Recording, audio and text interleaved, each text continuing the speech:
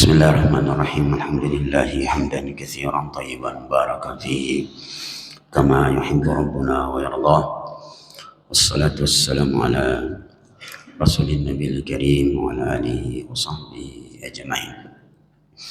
Yaqulu rabbuna tabaraka wa ta'ala fi muhkamit tanzil wa asdaqul qailin ba'da a'udzu billahi minasyaitonir rajim.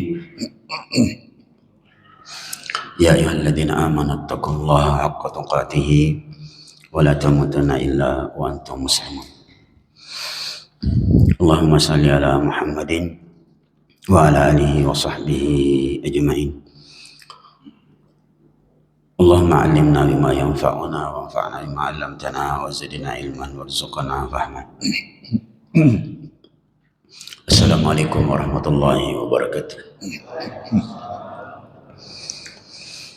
Alhamdulillah, Bapak Ibu jamaah sekalian, kita memuji Allah Subhanahu wa taala, bersyukur dengan banyak-banyak mengucapkan alhamdulillah bahwa Allah memberikan kita kesehatan dan kekuatan. Kalau hitungan Masehi tentu kita mendapatkan jatah umur panjang, dan tentu ini adalah peringatan bahwa jatah umur kita berkurang lagi. Untuk itu kita mengucapkan sekali lagi syukur kepada Allah Subhanahu wa taala, dan tidak lupa kita bersalawat kepada Nabi kita, Nabi besar Muhammad sallallahu alaihi wa alihi wasallam.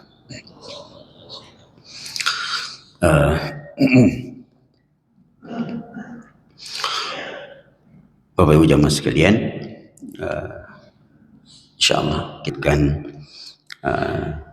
pelajaran kita di surah Al-Kahfi, masih lanjutan perjalanan Nabi Musa bersama Khidir, Nabi Khidir alaihissalam. Kita mulai di ayat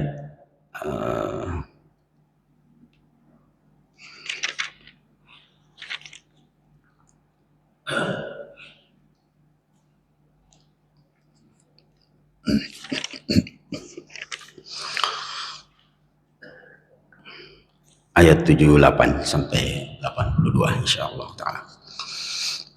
Bapak Ibu jamaah sekalian,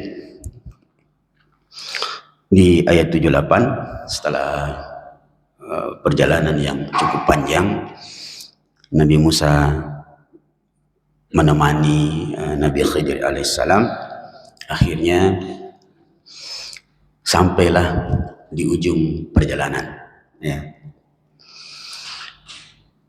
Yang ini memberikan petunjuk bahwa setiap perjalanan itu pasti ada ujungnya, ada akhirnya. Maka Nabi Khidir pun berkata kepada Nabi Musa alaihissalam di ayat 78, Allah berfirman tentang itu, qala hadza firaqu baini wa baini sa'unabbi'uka bita'wili ma lam tastati' alaihi sabra. Nabi Khidir mengatakan, wahai Musa, sekarang adalah waktu kita berpisah. Ini adalah perpisahan antara aku dan engkau. Sa'unabbi'uka, saya akan memberitahumu, ta'wil, penjelasan apa-apa di balik semua yang aku lakukan yang engkau tidak bisa bersabar dengannya. Ujung kalimatnya, malam tastati alaihi sabra, memberikan petunjuk bahwa kesabaran adalah satu modal penting dalam meniti kehidupan kita di muka bumi ini. Salah satunya ketika kita menuntut ilmu. Kita lanjutkan dulu ayatnya. Ammas safinatu fakanat limasakin ya'maluna fil bahri fa aradtu an a'ibaha. Adapun perahu yang saya bocorkan itu, yang saya rusak, sengaja saya rusak, itu karena perahu-perahu itu adalah milik para nelayan yang miskin-miskin, yang kalau dia melanjutkan perjalanannya,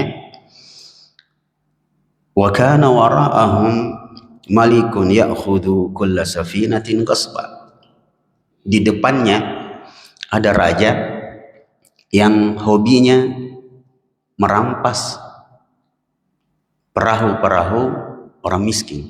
Jadi memang ada model orang kalau dia punya kekuasaan memang suka menindas memang, dan dia gembira kalau sudah menyakiti orang miskin, kayak puas dia rasanya habis menzalimi orang-orang kecil. Ya, dia tidak punya empati. Ada kalimat yang perlu untuk kita pelajari dalam bahasa Arab ketika Khidir mengatakan wa kana wara'ahum.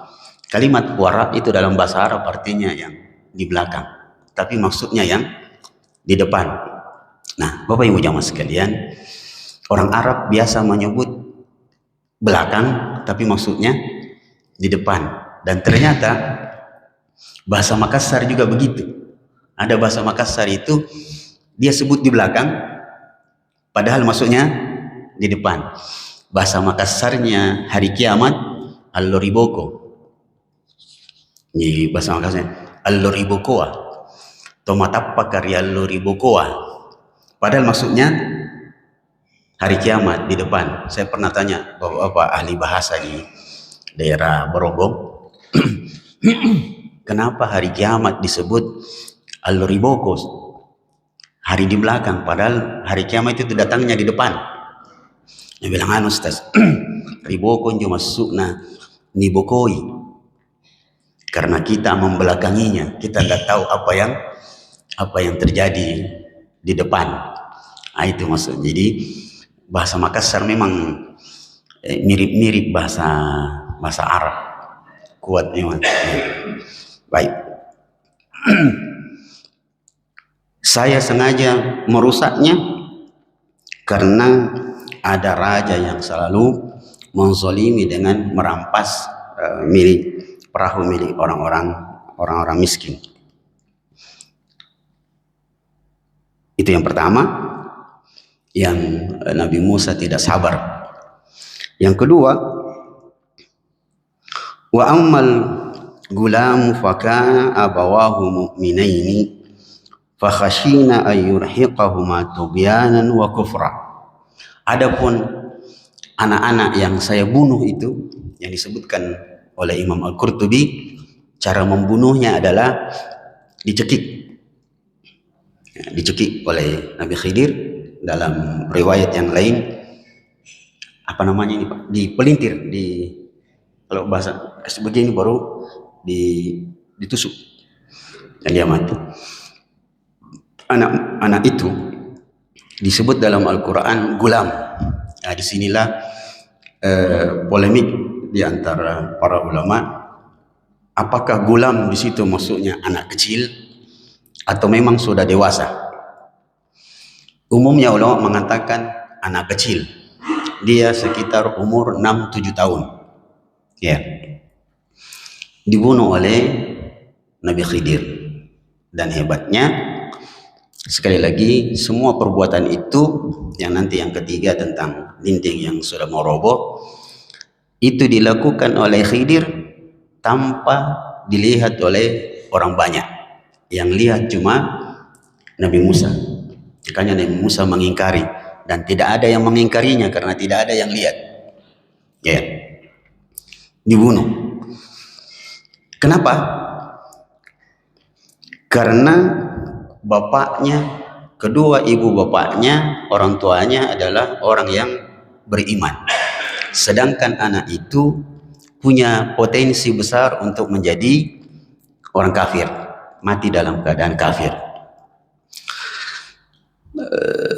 disebutkan dalam riwayat bahwa anak itu sudah agak dewasa, ya, dan dia suka melakukan perbuatan quta'ut tarik.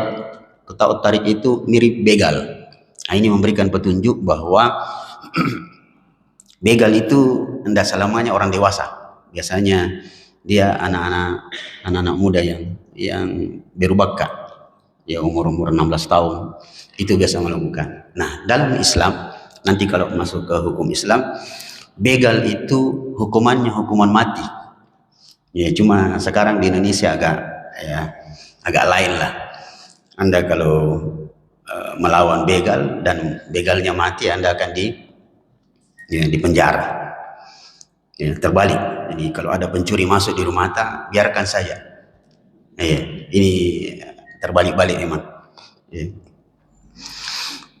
Fakhashina ayurhiqahuma tughyanan wa kufra. Kami tidak ingin anak itu tumbuh menjadi anak kafir, yang kafir, sedangkan ibu bapaknya adalah orang yang beriman. Kita pelan-pelan. Fa aradna ayyubdilahuma rabbuhuma khairan minhu zakatan wa aqrabu ruhma. Maka kami melakukan itu, mudah-mudahan Allah menggantikan untuk bapaknya anak yang lebih baik, yang lebih dekat kepada rasa kasih sayang, aqrabu ruhma. Kemudian Bapak Ibu jamaah sekalian, perbuatan yang ketiga, wa ammal jidaru fakana li gulamaini yatimaini fil Madinah. Adapun dinding yang mau roboh itu, saya sengaja mendirikannya kembali, padahal orang-orang kampung di situ itu orang-orang kikir, karena kisahnya ketika Nabi Khidir dan Nabi Musa masuk ke kampung itu minta diberi makan, ternyata orang-orang kampung tidak memberi makan. Disebutkan kampung itu di sekitar daerah Spanyol. Dalam riwayat yang lain, kampung itu di sekitar Azerbaijan, yang baru-baru peristiwa pesawat yang jatuh itu, yang satu akhirnya masuk Islam katanya, ya, dia selamat, satu atau dua orang itu sebut, ya, itu tidak mau memberi makan kepada Nabi Musa dan Nabi Khidir. Sebab dari dulu Bapak Ibu jamaah sekalian itu musafir punya hak untuk minta makanan kepada orang kampung. Apa yang terjadi ketika Nabi Khidir melihat ada dinding yang mau roboh, didirikan kembali, maka Musa mengatakan, kalau begitu bisa kita minta upah. Maka Nabi Khidir mengatakan tidak usah. Nah, di sini Nabi Khidir mengatakan, adapun dinding itu saya dirikan kembali, ya. Kenapa? Karena di bawah dinding itu ada perbendaharaan, istilahnya harta karun yang dimiliki dua anak yatim bersaudara. Dan yatim seperti yang pernah kita jelaskan, yatim itu adalah definisinya anak yang mati, anak yang ditinggal bapaknya, tinggal mati oleh bapaknya, sedangkan dia belum balik. Maka dia sekitar umur 6 tahun ke bawah, dia belum balik. Allah mengatakan, wa kana abuhuma salihah. Anak yatim itu keduanya, ya, bapak ibunya dulu adalah orang soleh.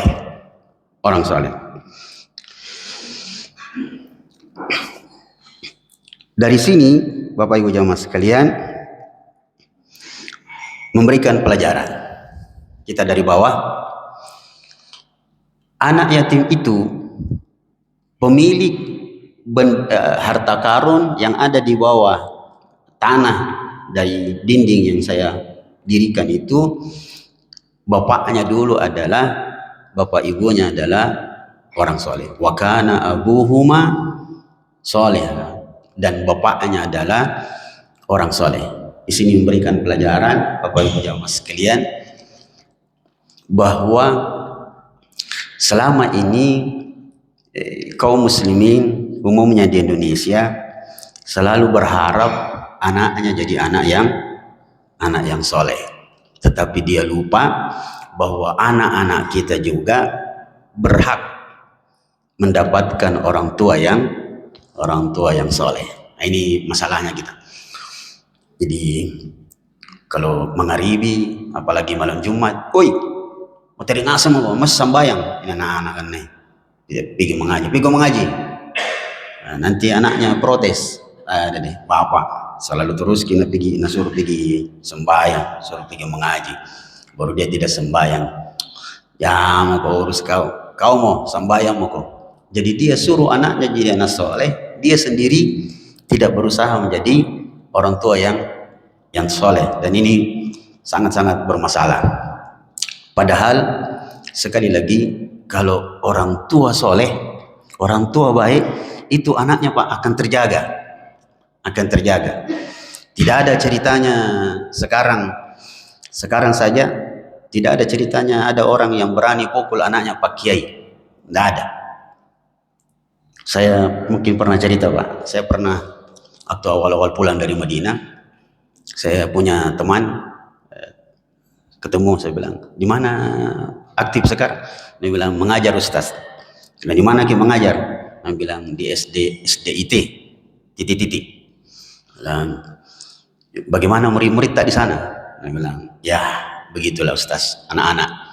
Aku bilang, ada anaknya Ustaz di sana yang belajar? Dia bilang, ada, banyak. Bagaimana anaknya Ustaz? Rajin-rajin ji, soleh ji, atau kumbal lagi? Dia bilang, ada deh. Lebih nakal anaknya Ustaz daripada anaknya yang orang-orang biasa. Banyak anaknya Ustaz lebih nakal daripada yang mungkin karena dia merasa bapakku Ustaz. Pertanyaannya yang saya ajukan, pernah kau pukul? Kau berani pukul? Dia bilang, dek, jangan pukul Ustaz. Marahi saja kita tidak berani. Kenapa? Anak-anak Ustaz kah? Itu. Sampai sekarang Pak, kalau di institusi perguruan tinggi, kalau di situ ada profesor, pasti bisa dipastikan anaknya itu bisa jadi dosen. Jadi dosen di kampus itu. Itu menunjukkan pentingnya orang tua yang soleh. Dan hebatnya, Bapak Ibu jamaah sekalian, di sini disebut bapaknya, tidak disebut abawain, bapak ibunya, disebut bapaknya. Ada satu penelitian bahwa di dalam Al-Quran dialog antara bapak dengan anak itu disebutkan lebih dari 20 kali. Itu memberikan petunjuk bahwa hendaknya dalam rumah tangga, ya, bapak itu harus punya komunikasi yang intens dengan anak-anaknya. Kalau kita lihat surah Luqman, itu wasiat dari bapak ke anak. Saya pernah baca satu tulisan di dunia kedokteran.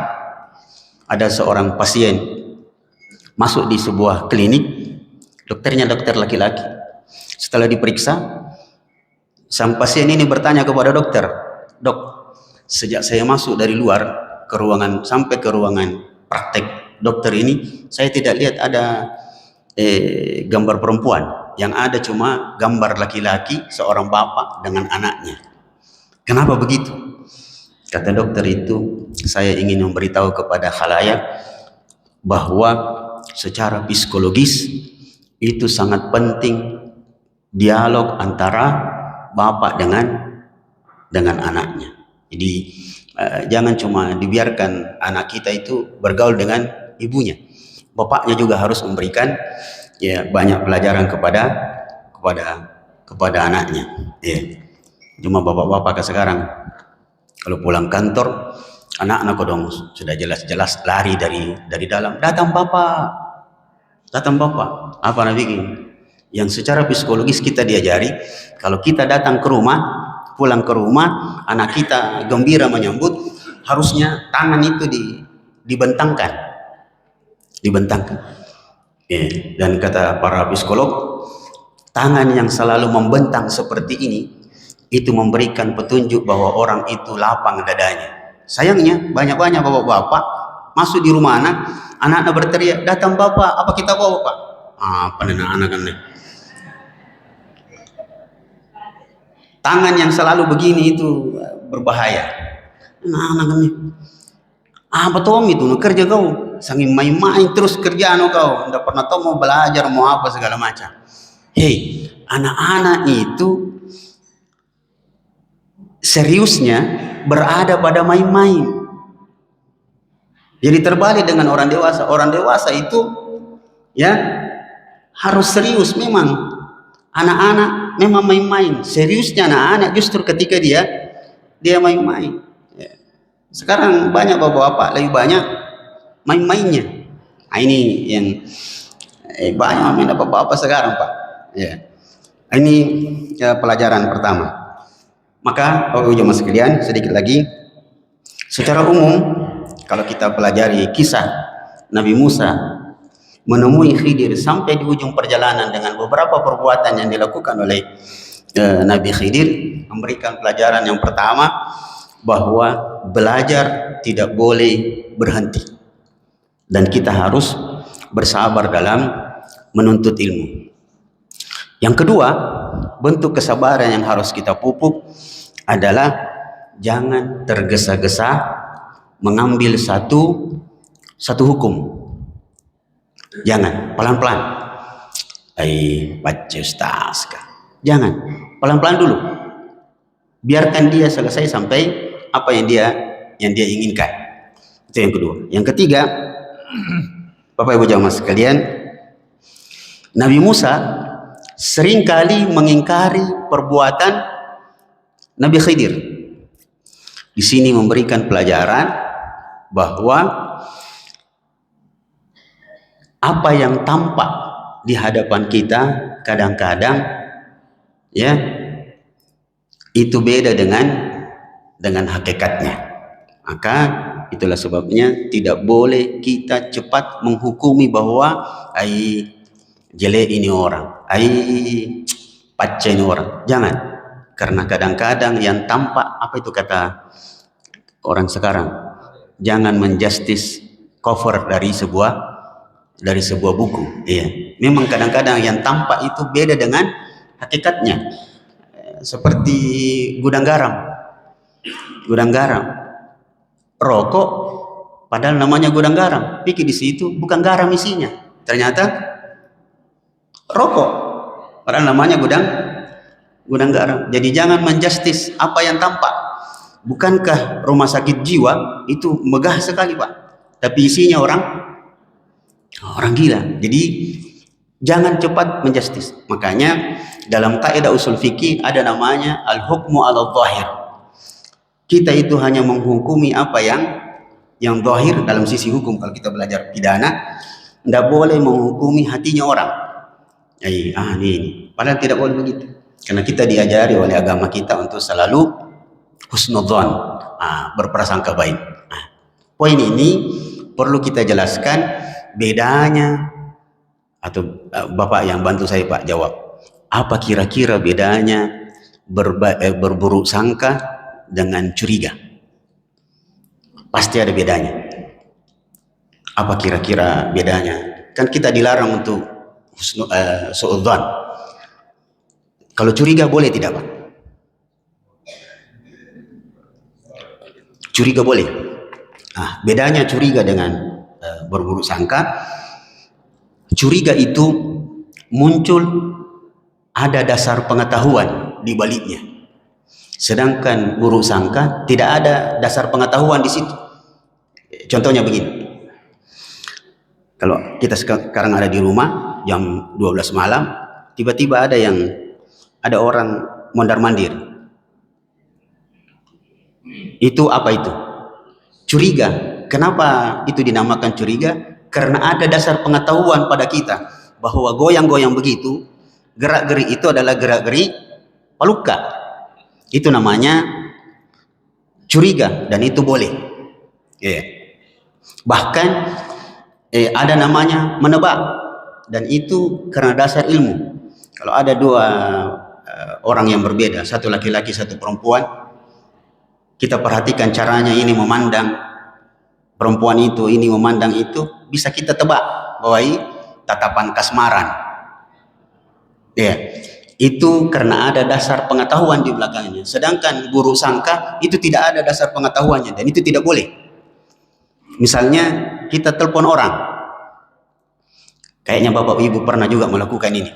Kita telepon orang berkali-kali, bahkan kali ketiga ini telepon tidak diangkat, kedua tidak diangkat, yang ketiga dia reject panggilan kita. Biasanya kita buruk sangka, paman tidak mau nangka ini, tapi kita pakai curiga saya ini bahaya ini orang. Itu namanya buruk sangka. Padahal boleh jadi dia sengaja tidak angkat, bahkan panggilan ketiga dia reject. Kenapa? Karena dia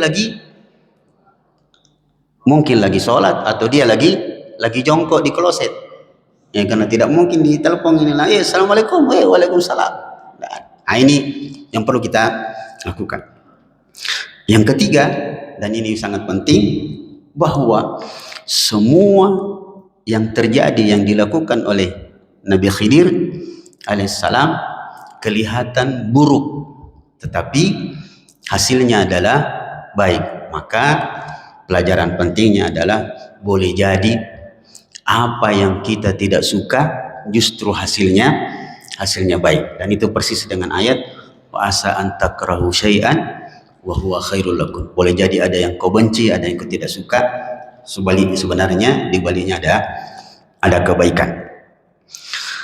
Alhasil yang keempat adalah perkataan Nabi Khidir, wa ma fa'altuhu an amri. Aku tidak melakukan semua itu berasal dari keinginanku sendiri, melainkan semua itu adalah takdir-takdir Allah dan perintah-perintah Allah Subhanahu wa taala.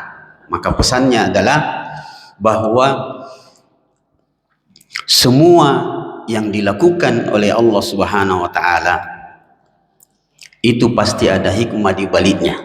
Seperti yang pernah kita sebutkan, di mana salah satu nama dari nama-nama Allah dalam Asmaul Husna adalah namanya Al-Hakim. Satu nama di antara sekian banyak nama Allah adalah Al-Hakim.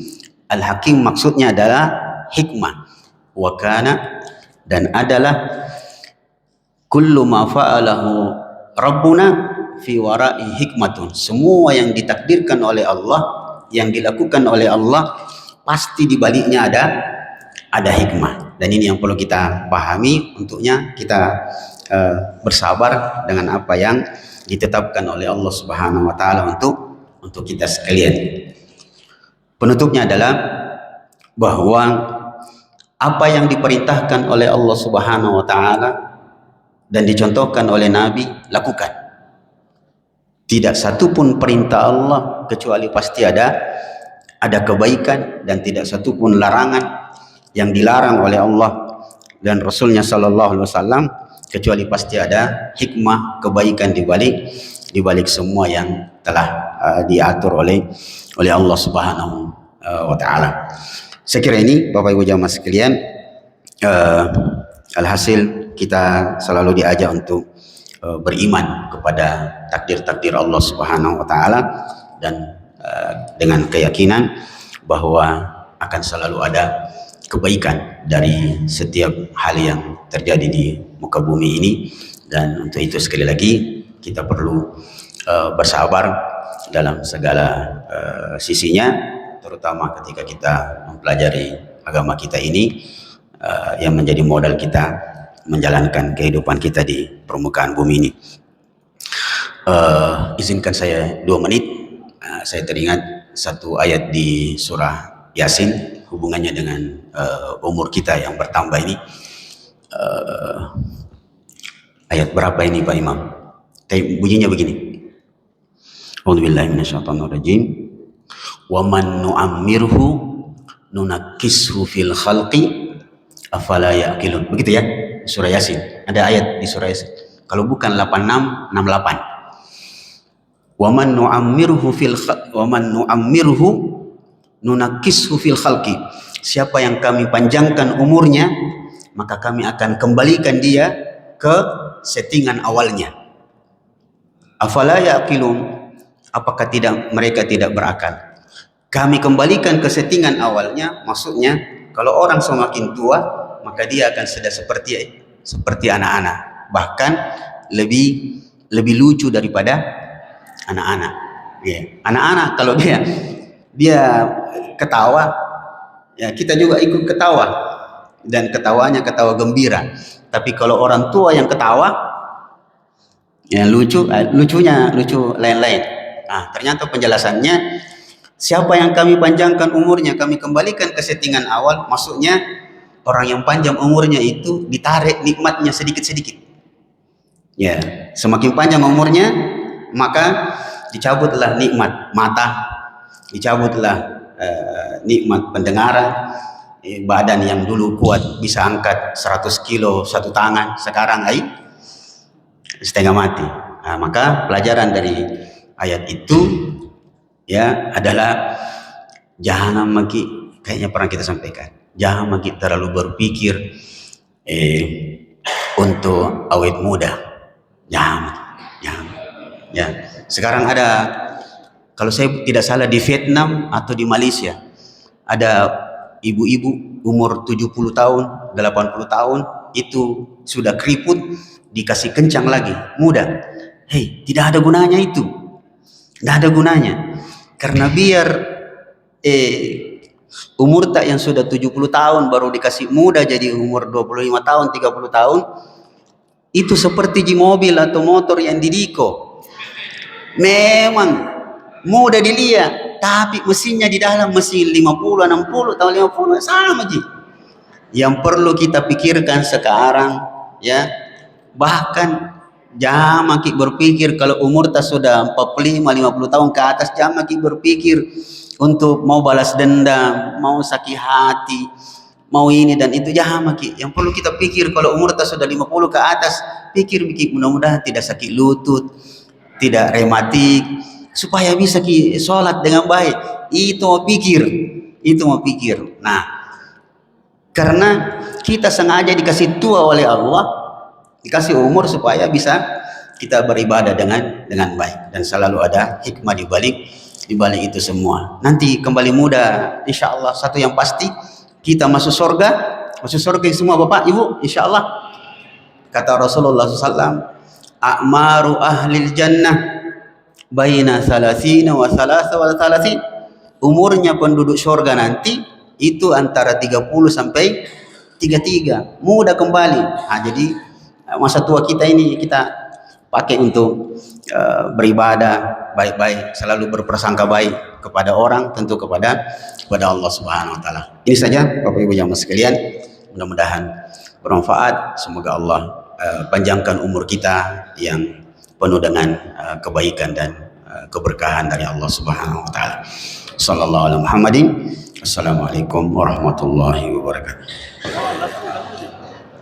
Assalamualaikum warahmatullahi wabarakatuh. Waalaikumsalam. Tadi Ustaz mengatakan bahwa orang bapak atau ayah harus senantiasa terbuka atau memberi wasiat kepada anak-anaknya. Iya Pak. Bagaimana sekiranya Pak, anak itu dikuasai oleh ibunya? Ada mengatakan bahwa dia anak ibu. Apakah hal ini apa akibatnya Pak kalau anak itu senantiasa dikuasai oleh ibunya, diatur oleh ibunya dan sebagainya, sampai bapaknya tidak mampu untuk menggeser daripada pesan-pesan ibunya?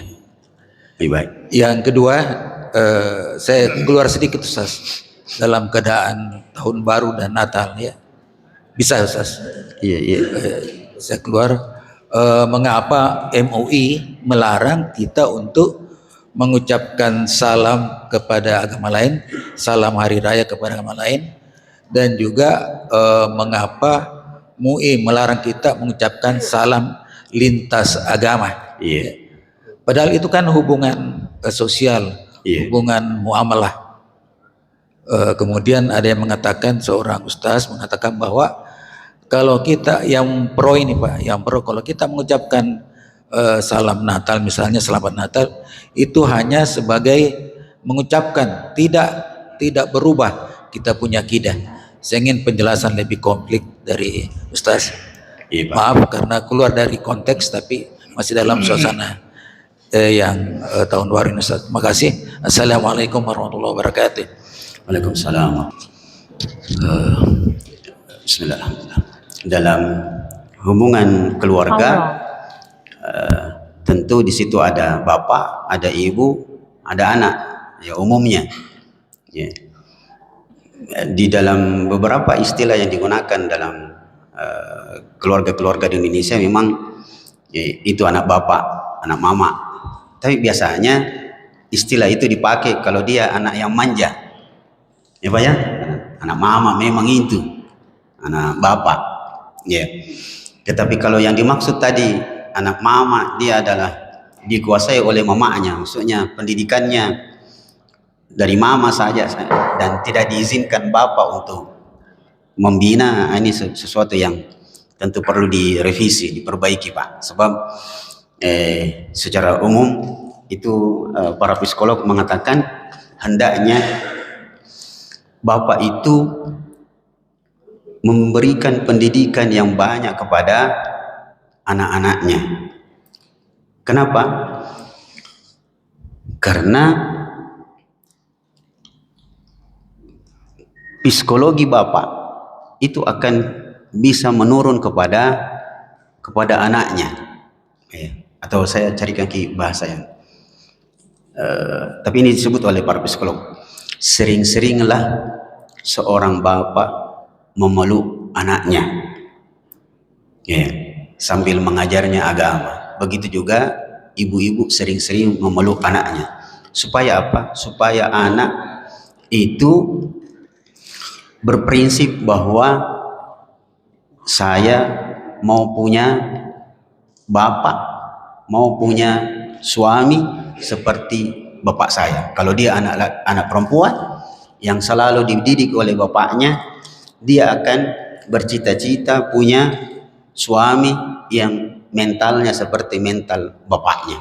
Kalau dia anak laki-laki dan sering dipeluk oleh ibunya, didoakan, maka dia akan bercita-cita untuk mendapatkan istri seperti ibunya. Jadi jangan sampai pendidikan itu dari mama saja. Ya, sekalipun memang dalam hadis yang kemudian dilakukan orang, ada lagu kasidah itu begini: ibu derajatmu 3 tingkat dibanding ayah. Itu diambil dari hadis ketika seorang sahabat bertanya, siapa manusia yang paling berhak mendapatkan kebaikan dari saya? Ibumu, bapakmu. Ini sayangnya dipahami oleh sebagian kaum muslimin pemahaman yang salah. Dia menganggap bahwa memang mama mantonji yang perlu dibaik-baiki. Karena kalau dilihat hadisnya dipakai analogi hadiah, medali emas, medali perak, medali perunggu milik mama. Bapak kodong hadiah hiburan. Itu salah paham. Karena bapak itu di dalam hadis yang lain disebut punya hak yang besar. Ada pernah seorang sahabat datang menghadap Nabi, mengadu. Dia bilang, wahai Rasulullah, bapakku datang meminta hartaku. Padahal dulu dia meninggalkan saya. Jadi kemungkinan besar dia masih kecil, dia dipelihara oleh mamanya karena dicerai atau pergi bapaknya. Sekarang sudah kaya mak, baru datang. Pakai modus saya rindu. Ada bapak begitu, berhasil mi anak-anak dulu masih kecil, tinggal lagi sama mama anak, dia pergi mungkin cari perempuan lain. Sekalinya tua mi modus, saya datang karena rindu.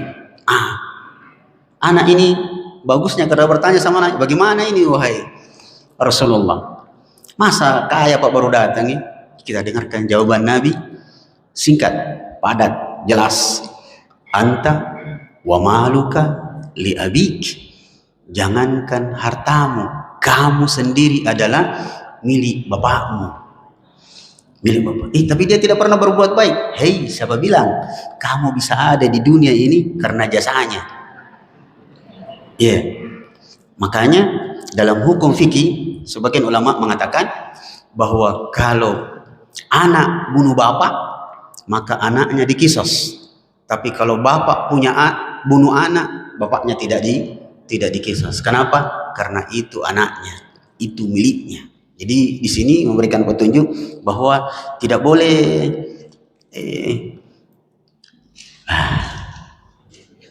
pernah saya dengar pertengkaran suami istri dan orang itu pernah curhat sama saya. Apa bilang? Bapakku dan mamaku waktu anak berkelahi Ustaz. Apa nak bilang? Bapakku bilang, kau pilih mama atau bapak? Nak bilang mamaku, pilih mama, pilih bapak atau mama. Dan itu banyak, biasa disinetronkan juga. Kalau kau pilih mamamu, semua fasilitas saya cabut semua, ATM sini semua. Ayo. Nak bilang mama, nah kalau kau pilih bapakmu, saya tagih air susuku dulu yang saya kasih kau. Dih, bahaya anak. Ini juga yang kurang pantas. Ya, jadi harus terjadi kerjasama di dalam rumah tangga itu, ya, bapak dan mama. Baik. Yang kedua, pertanyaannya sebenarnya sudah lewat tapi perlu kita belajar. Kenapa dilarang mengucapkan selamat itu? Karena mengucapkan selamat berarti pengakuan, dan pengakuannya banyak. Pengakuan bahwa agamamu adalah agama yang benar. Kalau itu mungkin masih bisa dibantah, tapi mengucapkan selamat itu artinya pengakuan bahwa Tuhan punya, Allah punya anak, dan itu berbahaya. Makanya ulama mengatakan banyak-banyak negara yang seperti itu sering-sering kena musibah di bulan Desember. Banyak-banyak musibah datang di bulan Desember. Kenapa? Karena pengakuan mereka bahwa Allah punya anak. Takadus samawatu yatafattarna. Hampir-hampir langit itu ya roboh karena Allah marah dan seperti. Mungkin dia bilang ucapan Ustaz. Biasa ji, tidak berpengaruh sama saya. Saya bilang tidak berpengaruh. Kalau ucapan itu tidak berpengaruh, coba beda. Bilang lagi sekarang, saya pelacur, saya koruptor, saya anjing, saya babi, mau tidak? Ucapan gitu? Atau kalau dia non muslim, ucapan ji. Cuma kau bilang sekarang, asyhadu an la ilaha illallah, tidak mau. Dan celakanya kita di Indonesia, justru yang marah begitu dan suruh kita mengucapkan itu justru orang Islam. Sedangkan teman-teman kita yang lain agama dengan kita santai-santai juga, tidak ada jenuhnya. Ini masalahnya kita orang Islam di Indonesia ini terlalu bablas. Itu baru satu ucapan ke satu agama, apalagi ucapan lintas agama. Semuanya itu Pak. Kenapakah kita harus mengucapkan semua itu? Assalamualaikum warahmatullahi wabarakatuh, selamat pagi, salam sejahtera,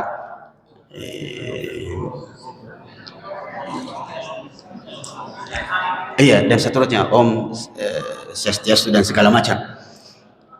Apa pernah kita dengar ayam ketika bicara dengan anjing, ayamnya menggonggong?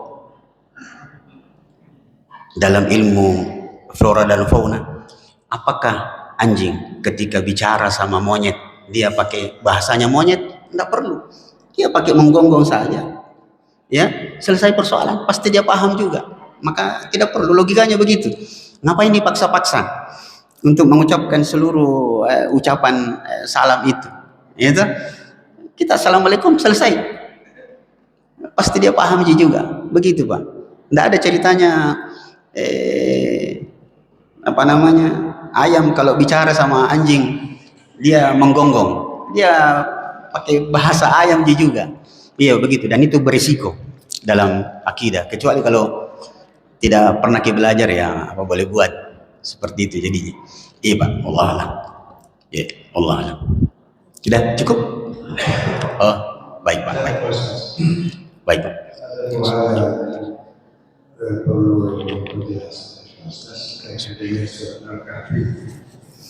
Iya Pak.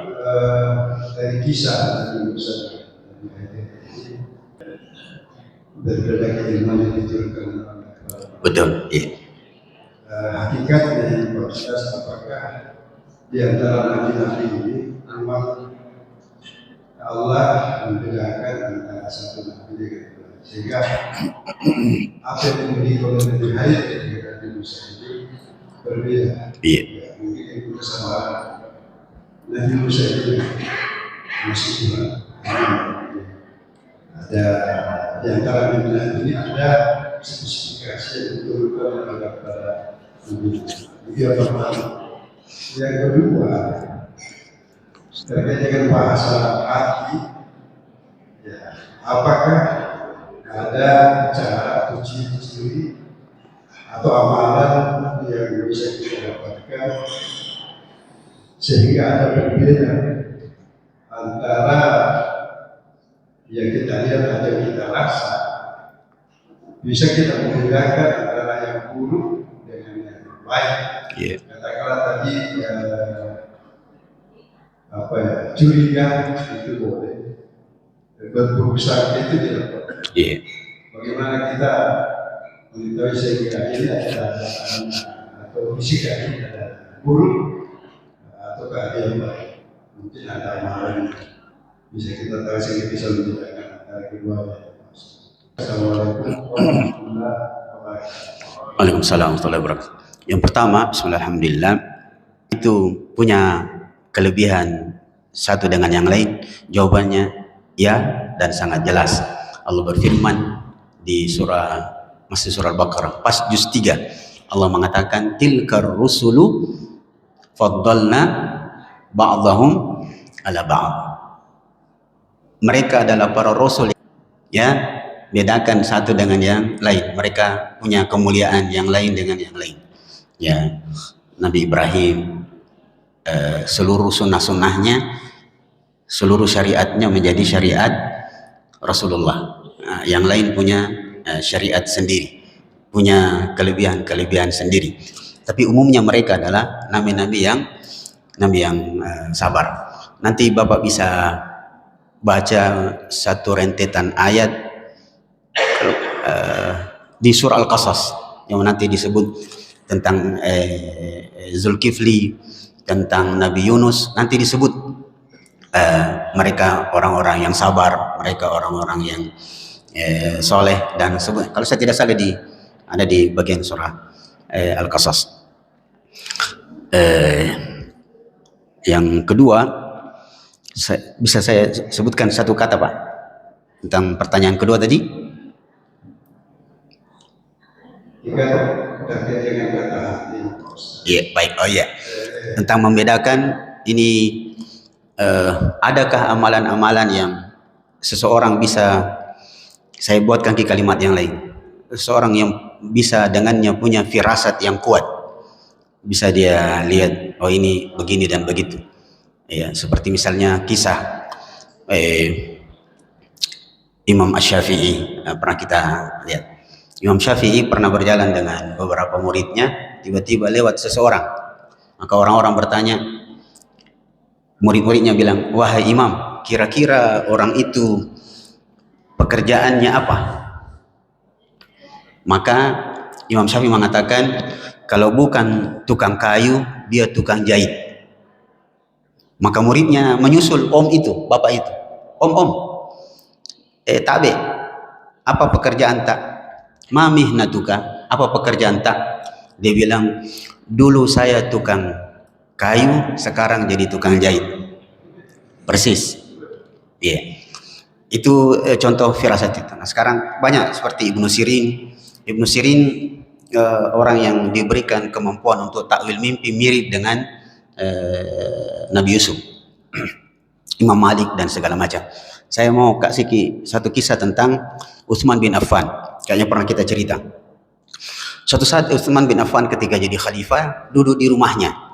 Tiba-tiba datang seseorang, baru di depan pintu Utsman bin Affan sang khalifah, menantu Rasulullah ini mengatakan, ayadkhulu ahadukum baitana wa fi ainaihi atharul ma'siyah. Apakah berani seseorang masuk ke rumah saya padahal di matanya masih ada bekas-bekas kemaksiatan? Langsung kaget itu orang. Dia bilang, awahyun unzila ba'da wafatin nabi? Masih adakah wahyu yang turun padahal nabi sudah mati? Maka Utsman bilang, katakan tidak, bal firasatul mu'min, bukan, tapi karena firasat seorang mukmin. Maka dalam hadis disebut bahwa firasatul mu'min hak, firasatnya orang beriman itu benar. Ayatnya itu diambil di surah apa ini Pak Imam? Kayaknya inna fi dzalika laayatin lil mutawassimin. Ada ayat begitu di lil mutawassim, itu artinya punya kemampuan firasat bahwa ini orangnya begini dan begitu. Seperti Imam Malik, bahkan Imam Malik pernah langsung menebak perempuan hamil yang berdiri di depan beliau, langsung dia bilang, anakmu, kau adalah orang hamil, anakmu perempuan betul lahir. Apa amalan-amalan mereka? Satu di kuncinya, mereka adalah orang-orang yang hatinya bersih. Kita ini hampir 99% tidak bisa menebak orang ini orang baik atau orang buruk. Kenapa? Karena dosa kita selevel. Kita selevel, Pak. Jadi kita tidak punya hati yang bisa ditembus oleh istilahnya ilham bahwa orang ini begitu, karena dosa kita hampir selevel, Pak. Ustaz itu cuma satu level di atas dalam sisi pengetahuan, bukan masalah hati. Bahkan sebenarnya yang paling banyak dosanya itu Ustaz. Karena dia bilang sesuatu yang kadang-kadang dan sering dia tidak lakukan. Bahkan banyak-banyak yang bohong. Ceramah tarawih sampai di sini dulu yang bisa saya sampaikan, karena saya masih ada acara. Gimana bisa ada acara setelah jam 9 malam sampai dia bicara sampai setengah 10 ceramah tasya. Dia bilang begini mau dulu yang saya bisa sampaikan karena masih ada acaraku. Adakah acara lagi jam 10 acara tasya? Tidak ada. Nah, itu yang akhirnya sebagaimana sabda Nabi sallallahu alaihi wasallam, innal abda idza adnaba nukita fi qalbihi nuktatan sauda. Seorang hamba kalau dia melakukan satu dosa, maka akan muncul satu titik pada hatinya. Semakin banyak dan semakin sering, maka tinta-tinta hitam itu, titik hitam itu akan semakin banyak, dan itu akan mengotori hatinya. Itu menyebabkan dia tidak bisa, tidak punya kemampuan untuk berfirasat yang benar. Dan rata-rata, sebagai penutup, rata-rata orang-orang soleh, ulama-ulama besar, itu selain punya kemampuan istilahnya menembus hati, dia biasanya punya kemampuan untuk mentakwil mimpi. Itu rata-rata takwilnya luar biasa. Iya Pak. Allah. Kita tutup, selesai ya. Kita tutup majelis kita sambil berdoa kepada Allah Subhanahu wa taala di hari Jumat yang penuh berkah ini. Semoga Allah Subhanahu wa taala selalu memberikan kita kesehatan dan kekuatan di umur-umur kita yang semakin bertambah ini ya.